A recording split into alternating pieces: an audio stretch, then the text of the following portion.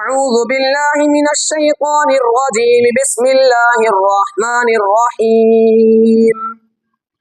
يا أيها الذين آمنوا استعينوا بالصبر والصلاة إن الله مع الصابرين ولا تقولوا لمن يقتل في سبيل الله أموات بل أحياء ولكن لا تشعرون ولنبلونكم بشيء من الخوف والجوع ونقص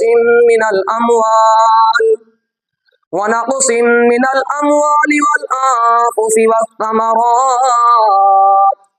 وبشر الصابرين الذين إذا أصابتهم مصيبة قالوا إنا لله وإنا إليه راجعون صدق الله العظيم